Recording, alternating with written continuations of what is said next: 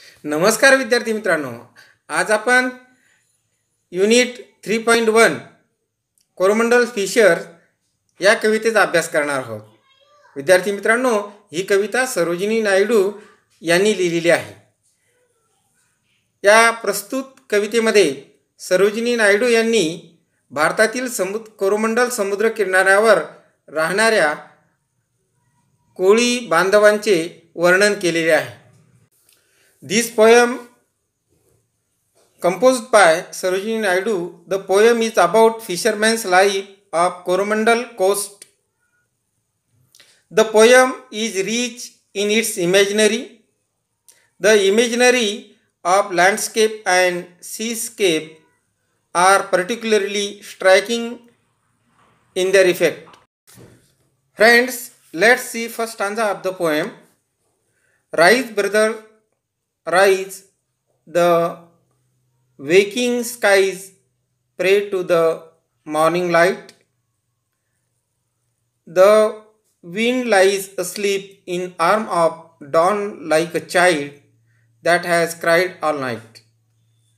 Come, let's gather our nets from the shore and set our containers free to capture leaping whales of tide, for we are king of the sea.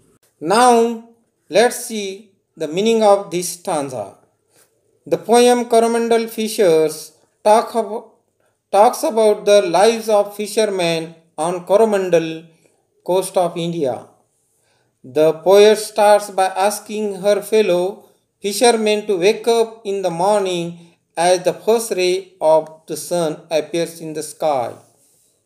The winds that rage during the night is now calm at the time of dawn, like an infant who cried all night but is now asleep peacefully in the arms of his mother. The poet urged the fishermen to get up, gather their nets and set out in their boats into the open sea. She asked them to set sail into the sea and conquer the morning high tides, because the sea belongs to them and nobody can question their right over its water. विद्यार्थी मित्रांनो, कवितेच्या सुरुवातीलाच कवित्री आपल्या सहकार्याला कोळ्याला उठवत आहेत आणि म्हणतात की हे बंधू, पहाटेचा पहिला सूर्यकिरण आकाशात दिसू लागला आहे. तू उठ.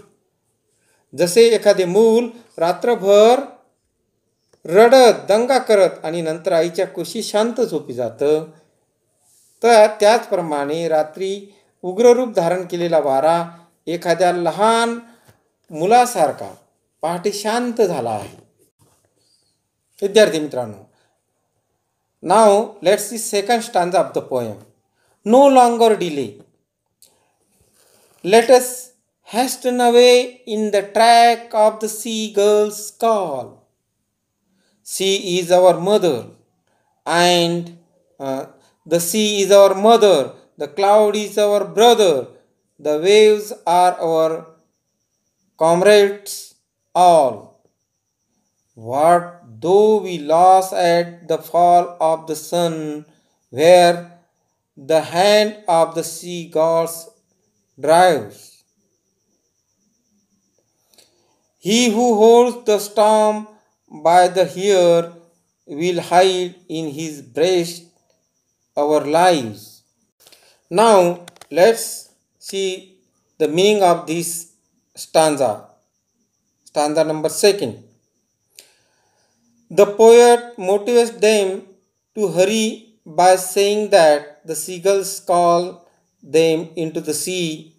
She emphasizes on the relationship of fishermen and the sea. She says that the sea is like their mother, the clouds are like their brother, and the waves are like their companions. The poet addresses them as a family because to the fishermen the sea is like a mother, as it provides for them their means of livelihood and security. The clouds protect them as they are responsible for the storms and the weather at sea, and waves are friends that support the fishermen in the open sea. The poet expressed that the fishermen are not afraid of where the sea takes them at the end of the day, for only one who can take control of the storm can hide in its center and survive its wrath. विद्यार्थी मित्रांनो, कवयित्री कोळ्याला लवकर उठून आपले मासे पकडायचे जाळे गोळा करून गलबत खोल समुद्रात नेण्यास उद्युक्त करत आहे. कवयित्री कोळ्याला सांगतात की तुम्ही समुद्राचे राजे आहात, म्हणून भरतीमध्ये तुम्हाला मिळणारी संपत्ती मिळवा, ती पकडा. कवयित्री कोळ्यांना प्रेरणा देत आहेत की उशीर करू नका, समुद्र पक्षी बोलावत आहेत, त्यांच्या मागे समुद्रात लवकर जा. कवयित्री कोळी आणि समुद्र यांच्यातील नात्याबद्दल सांगतात की समुद्र हा कोळ्यांच्या आईप्रमाणे आहे, तर ढग त्यांच्या भावाप्रमाणे आहे आणि लाट त्यांच्या मित्राप्रमाणे आहे. कारण कवयित्रीच्या मते समुद्र हा आईप्रमाणे जगण्याचे साधन पुरवितो आणि रक्षण करतो. वादळाला आणि समुद्रावरील वातावरणाला कारणीभूत ठरणारे ढग देखील आपल्या भावाचे रक्षण करीत आहेत, तर लाटा एखाद्या मित्राप्रमाणे मुक्त सागरामध्ये काय करतायत? मुक्त सागरामध्ये मासेमारीसाठी कोळ्याला पाठिंबा देत आहेत. पुढे कवयित्री सांगत आहेत की समुद्राची भीती न बाळगता दिवसाच्या शेवटी समुद्र देवता जिथे नेईल तेथे हे कोळी जातात, कारण त्यांची समुद्र देवतेवर पूर्ण श्रद्धा आहे की त्यांना पराभूत करणाऱ्या वादळापासून समुद्र देवता त्यांचे रक्षण करेल. Now let's see last stanza of the poem. Sweet is the shade of coconut glad, and the scent of the mango grove, and sweet are sands at all at the full o' the moon with the sound of the voices we love. But sweeter, O brothers, the kiss of the spray and the dance of the wild foam's glee. Row, brothers, row to the edge of the verse where the low sky meets with the sea. Now let's see meaning of this stanza. The poet compares sweetness of life on shore with the life at sea. The shore offers to them various little delights and luxurious. She talks about cool shades under the coconut tree and pleasant aroma of mango plantations.